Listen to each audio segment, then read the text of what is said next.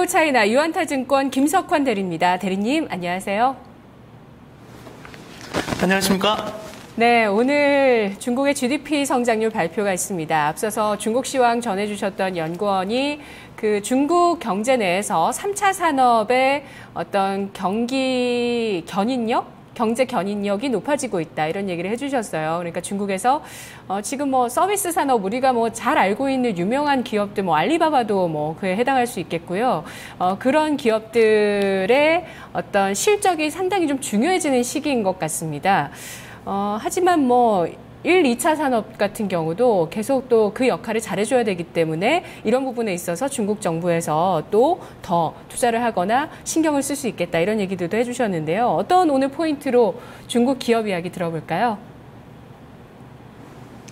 네, 지난 월요일에 제가 이상기후와 관련한 내용을 좀 한번 말씀을 드렸던 것 같습니다. 일단 아무래도 1차적인 수혜가 예상이 되는 업종이 바로 종자 관련한 기업이다라고 좀 말씀을 드렸는데요. 오늘은 그 2편으로 준비를 했는데요. 일단 첫 번째 수혜가 아닌 두 번째 정도, 세컨드 티어라고 볼 수 있는 수혜가 예상이 되는 기업, 바로 비료와 농약 산업에 좀 더 포커스를 맞춰서 말씀을 좀 드리고자 합니다. 일단 첫 번째로 준비한 그림을 한번 좀 살펴보실 필요가 있겠는데요. 일단 DAP라고 하는 게 있는데, DAP 같은 경우는 인산 암모늄이라고 해서 일단은 그 비료, 흔히 말하는 비료라고 보시면 되겠습니다. 실제 주요하게 엘니뇨나 또는 라니뇨와 같은 이상 기후 현상이 발생했을 때는 이 DAP의 가격이 상승을 하는 모습이 좀 나타났다라는 거를 이미 역사적인 히스토리컬 데이터에서 좀 볼 수가 있겠습니다. 자, 두 번째 같은 경우는 실제 이 DAP 가격이 상승을 했을 때 비료나 농약 관련한 기업들의 주가나 또는 실적이 어떻게 변했는지를 살펴볼 필요가 있겠는데요. 자, 두 번째 그림을 좀 한번 살펴보시면, 일단 이 DAP 가격이 올라감에 따라서 전반적인 비료나 농약 관련한 기업들의 실적이 개선이 되는 모습들이 좀 나타났다라고 볼 수가 있겠습니다. 그렇다면 결론적으로는 좀 정리를 해보면, 실제 계속해서 이상기후 현상에 대한, 특히 엘니뇨 현상 그리고 라니뇨 현상에 대한 우려감들이 커져가고 있다라고 하는 관점에서 봤을 때 자연스럽게 비료나 농약 관련한 산업, 그리고 업종, 그리고 종목에 집중할 필요가 있다라고 볼 수가 있겠습니다. 네, 일단은 이렇게 해서 오늘 같은 경우는 지난 월요일에 이어서 오늘은 농약과 비료 관련한 산업에 좀 더 포커스를 맞춰서 말씀을 좀 드리도록 하겠습니다. 네. 농업에서 집중을 해주십니다. 농업하면은 전통적으로 1차 산업인데, 농업 관련해서 지난번에 감수가성 실업 소개해 주셨던 거 기억납니다. 종자 산업에 대해서 좀 알아봤고요. 이제 이런 이상기후에 2차적인 영향을 받을 수 있는 비료 쪽 업체를 보자는 말씀을 해주시네요. 매년 이 엘니뇨에 대한 얘기들은 사실 그 여름이 될 때쯤에 전망들은 조금씩 나왔었는데, 이번에는 그야말로 진짜 슈퍼 엘니뇨라는 말도 나오고요. 이제 진짜 지금 엘니뇨가 도래했다, 이렇게들 보고 있어서 이런 부분들이 원자재 가격이나 또 관련주의 주가에 영향을 주고 있는 것 같아요, 대리님. 네, 맞습니다. 지난 월요일에도 제가 자료를 통해서 한번 말씀을 좀 드리긴 했었지만, 연초 이후에 기본적으로 동태평양 쪽의 해수면 온도가 지속적으로 기준치 이상을 상회하는 모습들이 나타났었고요. 그로 인해서 나타나는 이상기후 현상들이 동태평양 쪽에는 기본적으로 여름철이 되게 되면 그런 수면의 온도가 계속해서 올라가면서 이런 대기층들이 전반적으로 좀 서쪽으로 이동이 되면서 이쪽 동아시아를 비롯한 유럽 쪽에 비구름을 형성을 하게 되는데, 일단 그러한 현상이 발생이 좀 억제가 됐다라고 하는 거죠. 그렇기 때문에 정반대되는 현상, 즉 동태평양 쪽에 비가 많이 내리면서 홍수가 발생하게 되고, 반대쪽인 서태평양 쪽은 가뭄이 발생하기 때문에 농작물의 작황이 좀 부진할 수밖에 없다라는 점, 그리고 기본적으로 큰 엘니뇨 다음에는 또 라니뇨가 좀 발생하면서 원자재라든지 실물 자산 가격에 영향을 미친다라는 점을 이미 IMF도 공식적으로 얘기를 하고 있다라고 좀 말씀을 드렸던 것 같습니다. 그래서 오늘은 실질적으로는 이제 기본적으로 아주 우수한 종자를 가지고 재배를 하면 되긴 하겠지만, 일단 그 재배 이후에 관리 차원에서 비료나 농약 관련한 기업에 대해서 좀 말씀을 드리고자 하는데, 그 기업이 중국에 상장되어 있는 중에 강소양농화학이라고 하는 기업을 좀 보시면 되겠습니다. 일단 강소양농화학 같은 경우는 실질적으로 중국 내 산업 규모가 좀 얼마만큼, 농약 시장 규모가 얼마만큼 커져가고 있는지를 좀 살펴볼 필요가 있겠는데요. 현재 준비한 좀 화면을 좀 참고하시면 실제 2009년부터 2013년까지는 연평균 6%의 성장률을 좀 기록을 했다라고 보시면 되겠습니다. 향후에도 이러한 성장률이 꾸준하게 좀 유지가 될 것으로 예상이 되고요. 일단 2016년 기준으로 보게 되면 중국의 농약 시장 규모만 따지고 보면 약 400억 위안 정도에 달할 정도로 시장 성장성이 상당히 좋다라고 보시면 되겠습니다. 그 와중에 이 강소 양농화학이라고 하는 기업은 피레드린과 디캄바를 주축으로 해서 살충제와 제초제, 중국 내 최대 생산을 하고 있는 기업이고요. 글로벌 생산 판매량 2위에 해당하는 기업이다라고 보시면 되겠습니다. 또 하나는 강소 양농화학 같은 경우는 실질적으로 그 중국 양농그룹이 최대 주주로 있는 회사이기도 합니다. 실제 양농그룹도 하나인 이제 농약과 비료 관련한 사업을 좀 하고 있는데 실제 이 양농그룹에서 양농화학에 집중적으로 좀 밀어주고자 어느 정도 사업 구조화를 좀 일체화시켰다라는 점. 그러므로 인해서 일단 기존의 강소 양농화학이 가지고 있었던 제품 외에도 추가적인 제품 라인업이 좀 형성이 되면서 향후 실적 개선에 대한 비중이 좀 상당히 높아지고 있다라는 점을 이 기업의 강점으로 꼽아볼 수가 있을 것 같습니다.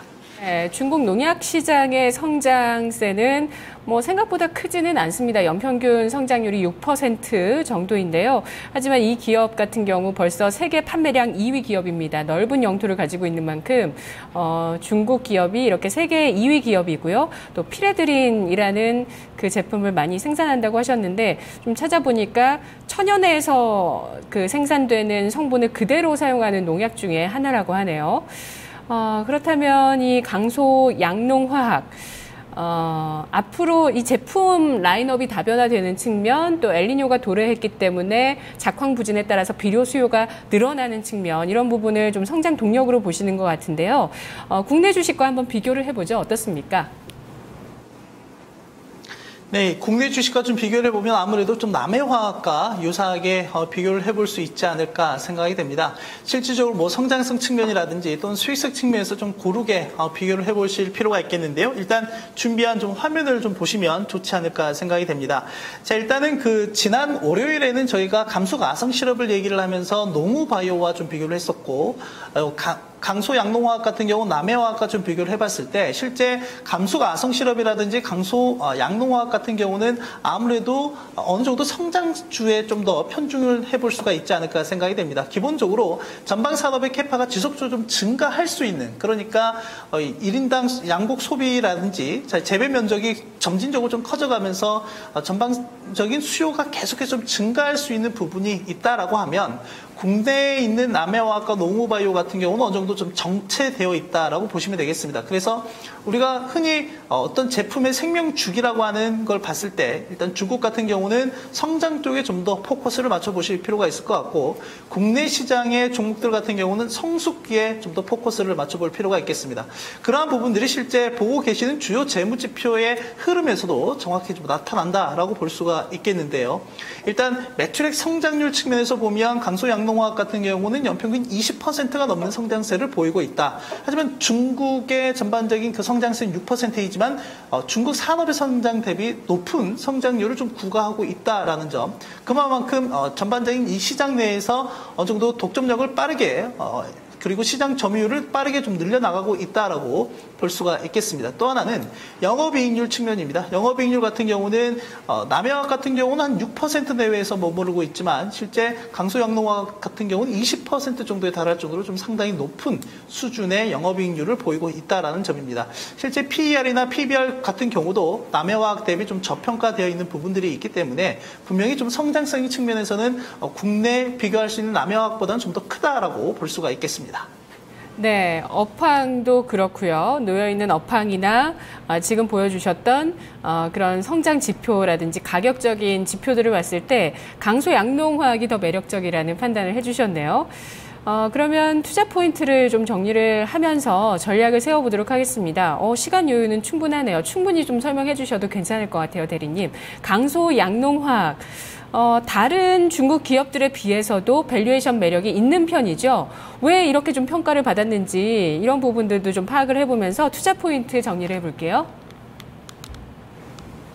네, 일단은 그 중국 내 최대 피레드인이라든지 디칸바와 같은 살충제, 제초제 원료가 되는 최대 생산 기업이다라고 볼 수가 있겠고, 앞서 말씀드렸던 것처럼 글로벌 생산량 판매로 보면은 2등 기업이다라고 볼 수가 있겠습니다. 실제로 월요일에도 한번 말씀을 좀 드리긴 했었지만, 글로벌 그 주요 종자라든지 농약 회사라고 볼 수 있는 게 바로 몬산토라든지 뭐 듀폰, 신젠파 뭐 이런 종목들이 좀 이런 기업들이 좀 있습니다. 그런 측면에서 봤을 때 감수가성실업 같은 경우는 실제로는 약간 좀 상대적으로는 성장성은 좀 충분하긴 하지만 아직까지는 좀 비교 우위에서는 좀 여리에 있는 종목이었다라고 본다면, 일단 강소양농화학 같은 경우는 일단 그런 기업들과도 일단은 어느 정도 좀 대등한 위치에서 비교를 해볼 수 있는 위치에 있는 기업이다. 물론 이제 전반적인 부분이라기보다는 어떤 한 섹터, 그리고 강소양농화학의 강점으로 가지고 있는 살충제나 제초제 관련한 분야에서는 그렇다라고 볼 수가 있겠습니다. 또 하나는 최대 주주 그리고 지분을 가지고 있는 양농그룹이 양농화학을 아주 적극적으로 좀 밀고 있다라고 보시면 되겠는데요. 실제로는 그 전반적으로 전반적인 그 생산 캐파를 좀 증설을 하기 위해서 남통 1기 프로젝트라고 하는 내용을 현재 진행 중에 있습니다. 방금 말씀드렸던 것처럼 생산 설비 캐파를 증설함으로써 중국 내 수요뿐만 아니라 글로벌 수요도 같이 충족을 시키기 위해서 노력을 좀 하고 있다라는 점을 가장 큰 투자 포인트로 좀 잡아보시면 좋을 것 같고요. 전반적인 가격 전략이라든지 향후 실적에 대한 전반적인 부분들을 다시 한번 저희 트레이더 화면을 통해서 좀 점검을 해보도록 하겠습니다. 자, 일단 강소양농화학이라고 하는 종목의 주가 트렌드를 먼저 한번 살펴보실 필요가 있겠습니다. 실제로는 최근 6월 한 달 동안에 중국 내 전반적인 증시 조정과 함께 주가가 큰 폭으로 하락을 했습니다. 그리고 7월 초에 10주당 2주의 주식 배당과 그리고 10주당 2위안의 현금 배당을 같이 좀 시행하면서 그런 시점이 바로 이 가격대였다라고 보시면 되겠습니다. 그런데 실제로는 강소양농화학 같은 경우는 지난해 후광퉁 시행 때 가격이 대략 25위안 내외에서 설정이 되어 있었는데, 이번 급락장에서 이 이하로 빠지는 모습이 좀 나타났습니다. 이럴 때는 뭐 대거 외국인들의 순매수가 또 같이 유입이 되기도 했었고요. 그렇기 때문에 현재 시점에서는 좀 기술적 반등이 나오고 있다라고 보시면 되겠습니다. 오늘 장 초반에도 대략 한 6% 넘게 하락을 하긴 했었지만 역시 강한 매수세가 좀 유입이 되면서 재차 좀 회복을 하고 있는 모습이 나오고 있다라고 볼 수가 있겠습니다. 그렇다면 궁극적으로는 단기적인 관점에서는 기술적 반등의 목표치를 대략 35위안 정도로 단기적인 목표가를 설정을 해볼 수가 있을 것 같고요. 현재 가격대에서라도 적극적인 매수도 가능하다라고 보시면 되겠습니다. 또 하나는 현재 이 기업에 대한 전반적인 기업 재무추이를 한번 좀 살펴보실 필요가 있겠습니다. 앞서 말씀드렸던 것처럼 영업이익률 추이가 국내 기업과는 비교가 안 될 정도로 상당히 높다라고 말씀을 드렸는데, 자, 중간에 이 보이시는 게 바로 이 파란색 선이 매출액 영업이익률의 추이입니다. 최근 12개 분기를 기준으로 좀 보여지고 있는데, 실제 2013년 1분기를 기점으로 봤을 때 꾸준하게 상승하는 모습을 좀 보이고 있고, 매 분기 영업 적자가 난 적이 한 번도 없는 기업이다라고 보시면 되겠습니다. 물론 뭐 밸류에이션 측면에서도 그렇게 고평가되고 있는 부분은 아니기 때문에 일단은 성장성 측면에서는 역시 좋은 모습을 좀 보이고 있다라고 보시면 되겠고, 마지막으로 일단 궁극적으로 T레이더가 목표하고 있는 가격을 보시면 일단 40위안 정도, 저는 일단 앞서서 단기적으로는 35위안 정도에서 차익 실현도 가능하다라고 말씀을 좀 드리긴 했지만, 실제 단기적인 관점이 아니라 중장기적인 관점에서 좀 접근을 하신다라고 했을 때 일단 궁극적으로 한 40위안 정도까지 볼 수가 있겠습니다. 현재가 대비 대략 50% 정도 상승 여력이 있는 기업이다라고 보시면 될 것 같고요. 일단 당분간은 최근에 고점 대비 주가가 큰 폭으로 좀 조정이 나왔기 때문에 약간은 변동성이 있는 장세가 좀 예상이 됩니다. 그렇기 때문에 일단 보유하시는 전략보다는 적정 시점에서 치고 빠지는 단기적인 트레이딩 관점으로 접근을 하시는 게 좋지 않을까 생각이 됩니다. 네, 알겠습니다. 잘 들었습니다. 감사합니다. 네, 고맙습니다. 자, 지금 후광통 시행 이전 수준까지 주가가 떨어졌던 주식에 대한 이야기 최근에 많이 나오고 있죠. 헬로차이나에서 낙폭과대주에 대해서 관심을 많이 가지고 있는데요. 그런 가운데 강소 양농화학, 비료업체로서 계절적인 수혜, 엘니뇨에 따른 수혜도 예상이 되고 있습니다. 단기적인 트레이딩으로 일단은 대응을 하지만 그 이후에 다시 재진입했을 때는 중장기적인 투자가 가능한 종목이겠다라는 전략 세우고 있네요.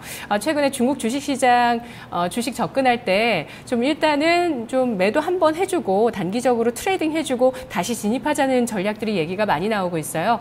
오늘 장도 4,000선 돌파 이후에 다시 좀 조정을 받고 있죠.